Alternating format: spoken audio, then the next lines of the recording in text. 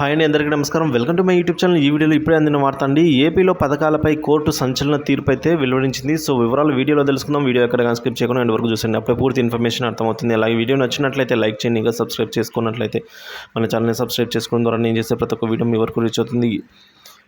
ప్రస్తుతం రాష్ట్రంలో ఎన్నికల కోడ్ అమల్లో ఉన్నందున ప్రభుత్వ పథకాల అమలుకు నిధులు విడుదలను నిలిపివేయాలి అంటూ ఈసీ రాష్ట్ర ప్రభుత్వాన్ని ఆదేశించింది. అయితే ఆదేశాలను సవాలు చేస్తూ ఏపీ కోర్టులో వైసీపీ నేతలు లంచ్ మోషన్ పిటిషన్లు దాఖలు చేశారండి.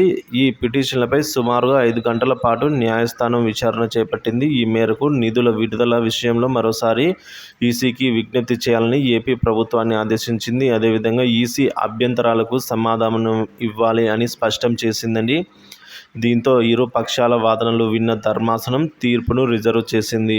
ఇది ఇలా ఉండగా రాష్ట్రంలో ఎన్నికల కోడ్ రాకముందే జనవరి మార్చి మధ్యకాలంలో ఆయా పథకాలకు అప్పుడే నిధులు విడుదల చేయకుండా ఎన్నికల కొన్ని రోజుల ముందు ఎలా నిధులు విడుదల చేస్తారని కోర్టు ప్రభుత్వం తరపున న్యాయవాదిని ప్రశ్నించింది. దీంతో ఈసీ ఎన్నికల కోడ్ అమల్లో ఉన్నందున నిధులు విడుదలకు అవకాశం లేదని ఈసీ స్పష్టం చేసింది.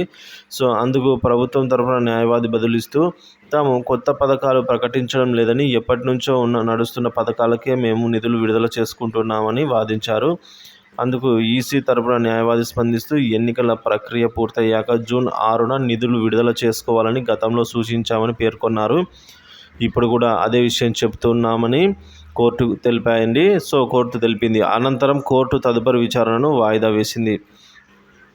సో కోర్టు ఏమంటుందంటే ఈసీ ప్రకారం అయితే ఇప్పట్లో ఎటువంటి పథకాలను విడుదల చేయకూడదు. సో ప్రభుత్వం ఏదైతే ఉందో మీరు ఈ పథకాలకు జనవరి మార్చిలలోనే నిధులు విడుదల చేయవలసి ఉంది. సో అప్పుడు మీరు విడుదల చేయకుండా కేవలం ఎన్నికల ముందర ఇప్పుడు విడుదల చేయడం ఏంటి అని అయితే దీనిపైన అలా వీలు లేదు ఈసీ చెప్పిన ప్రకారం అయితే చెప్పింది. సో కాబట్టి ఎన్నికలు కూడా అమల్లో ఉన్నందున సో ఇప్పుడు పంచడానికి లేదు. మీరు కావాలంటే ఎలక్షన్ అయిపోయిన తర్వాత జూన్ 6వ తేదీన అయితే మీ పథకాలను మీరు ఈ విధంగా నిధులను విడుదల చేయొచ్చు అని అయితే తెలియజేయడం జరిగింది.